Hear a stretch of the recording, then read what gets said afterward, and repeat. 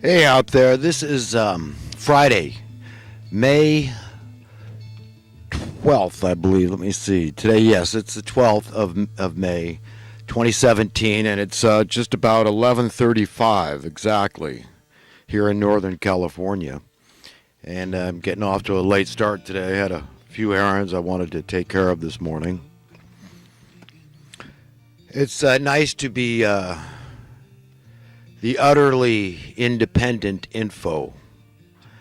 So anyhow, right away I wanted to say this, that, Alex Jones talks a lot about gut feelings and how his has never been wrong. And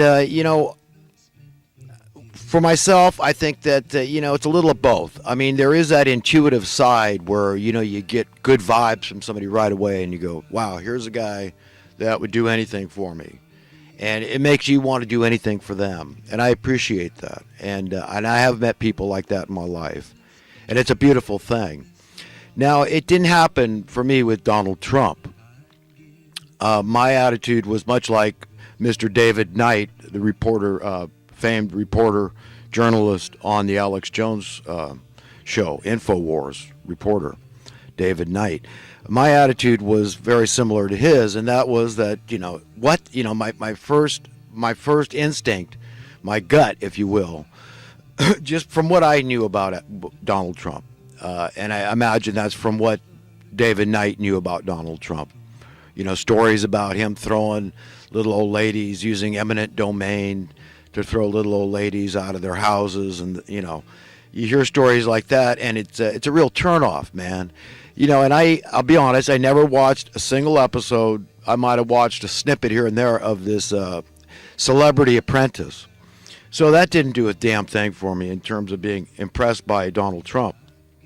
And the other thing is, the crony capitalism and the fact that, Don Henley has him in one of his songs talking about the Trump Towers. And, he's just this greedy, imperialistic, crony capitalist landlord, glorified landlord. That was what I called him, a glorified landlord.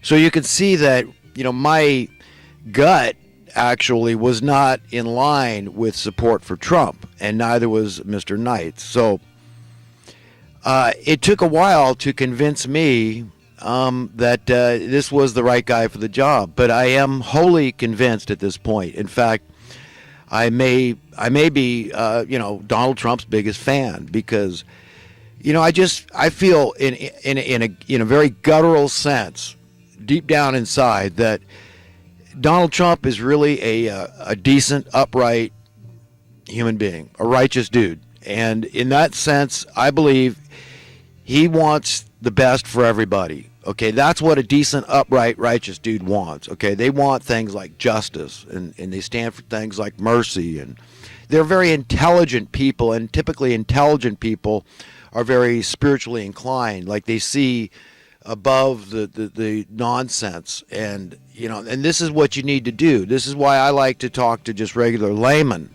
just regular people, and explain things like economic principles to them in a way that they can understand. But before I digress into that field, I wanted to say this about Trump, is that I really believe, okay, in my heart of hearts, that if Donald Trump had his way, not only everybody in America, but everybody in the whole world would be just as rich as he is, okay? That's what I think about Donald Trump. So, if that makes me his biggest fan, fantastic. I'm all for it. But really all that means is that he's a good American, and anybody, anywhere in the world can be a good American because you're just prescribing to a set of precepts and principles, ideas, like the Constitution and what is written therein, how nothing supersedes this Constitution save that of the very hand of God, okay? So in that Constitution is this very deeply held understanding, this precept that we are all equally endowed, granted, gifted, entitled, righted, not by man, but by our Creator. So equality is an integral part of this understanding. And it's very biblical too. This is a beautiful thing. It really is. Because at the end of the day, this is what it all comes down to, folks. It comes down to understanding, look, We all have equal rights, not because I say so or any man or any law says so or doesn't say so. It's a gift from above. It's from our owner, from God Almighty, our parents, our divine parents, male and female. That's who they are. And it is reasonable and logical to presume, to assume that our parents are loving and good because they gave us so many beautiful things. Okay, they provided food for us to eat of every sort. They provided the flowers for us to enjoy. I mean, the blue skies and the birds and the fluffy clouds. I mean, it goes on and on. The beautiful Caribbean and the beautiful Atlantic and the beautiful Pacific and all the islands. I mean, it's obvious that this is a God that loves beauty and creation. He made us to appreciate those same things that he enjoys.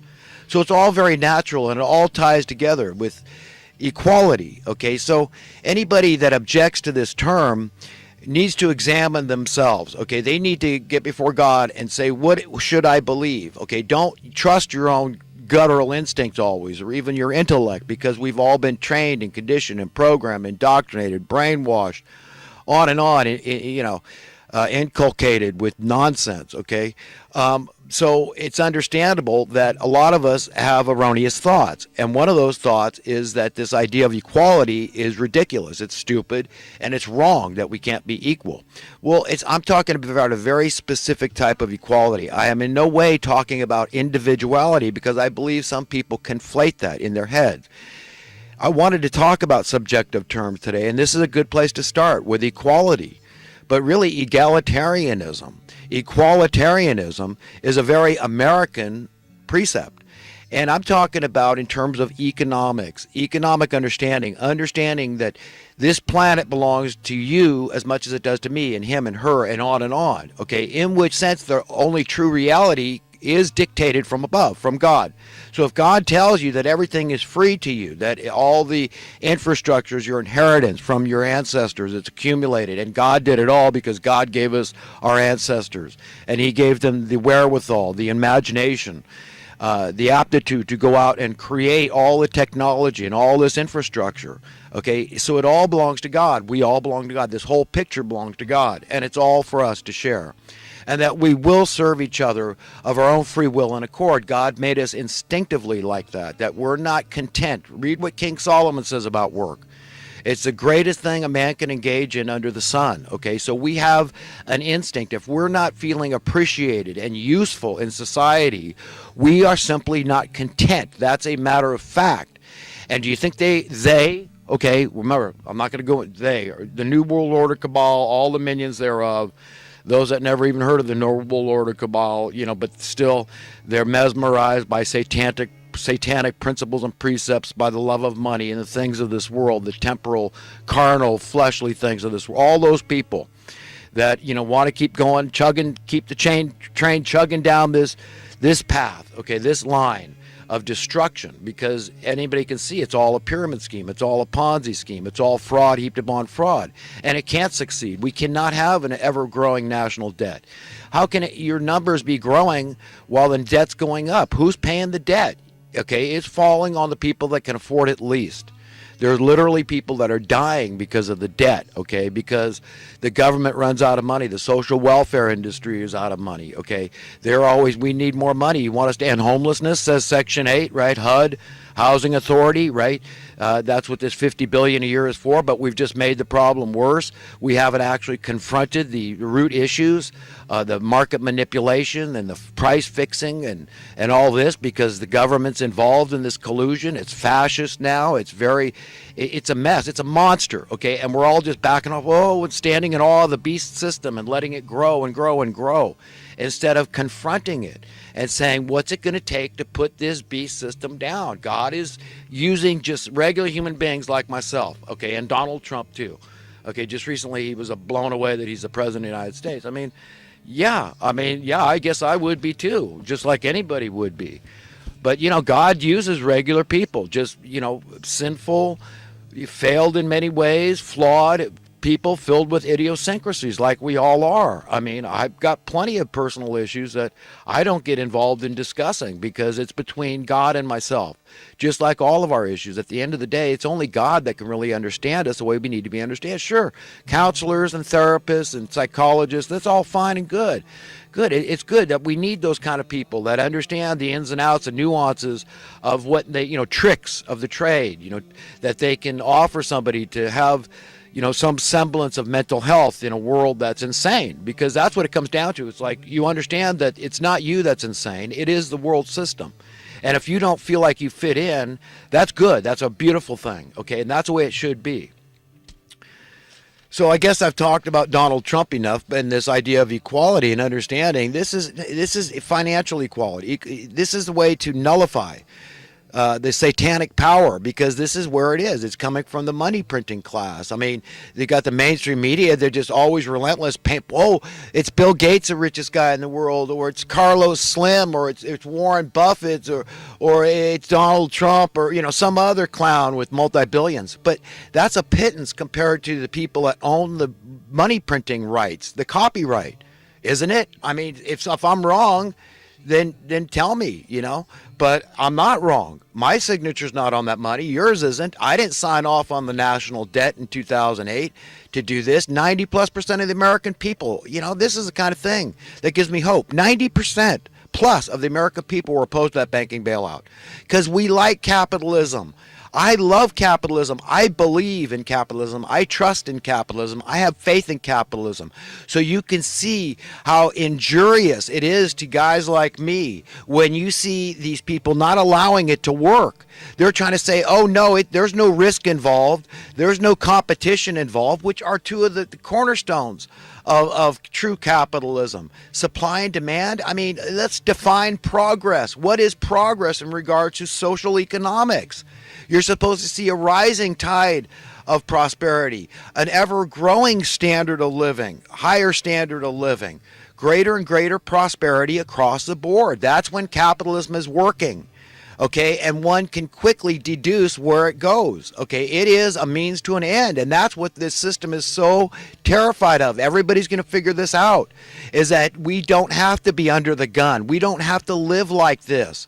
We're supposed to make progress. That house that went up 10,000%, it was supposed to go down by 95% by now, like the VCR, one of my favorite entities, commodities to point to. Okay, that's what progress dictates. That's supply and demand capitalism. That's what happens. Your currency increases dramatically in worth. That is a system of capitalism, of supply and demand, free market that works. And you understand, eventually nobody even cares about money anymore, but we've got full prosperity. The system doesn't break down because people, they keep going to their jobs. They need to be appreciated. They need to be useful, okay? A man isn't content without that. So let's be very clear. I know what I'm talking about. And if I'm wrong, prove to me in history when there's ever been a time when people were set free from these money masters, these satanic money masters that rule over the earth. They can buy all the goods and commodities in perpetuity, forever. That's the way it stands. And this is okay with everybody. It's not okay with me. Okay? And that's what I try to convey to people. I try to get this across to people. And I believe Donald Trump is super intelligent, and super intelligent people are, at the end of the day, when they examine the marrow of their own heart and soul, their spirit, their mind, and they realize their connection to divinity, that they're God's child and God is using them for his purposes, and you're accepting that through your that commission that he gives us, that compulsion he gives us to spread truth, to help lift humanity out of the muck and mire, because it's bad, man. I mean, things are bad. This whole economic monster I'm talking about has legs. It's got momentum and inertia. As long as your cost of living keeps going up, that monster is still growing. We keep feeding it, and exacerbating the problems, never focusing on fixing it, permanently fixing it, because there's all these interests that don't want the problem fixed because their job security relies upon the problems persisting and preferably increasing, because that makes them more relevant. Do you understand? all the people in the financial services industry, all the people involved in the prison industrial complex. And, that's a lot of people. I'm not going to go into listing every job out there, but you can quickly put it together. It's put two and two together. And that's what people are starting to be able to do. It's the same thing with the dubious warfare industrial complex.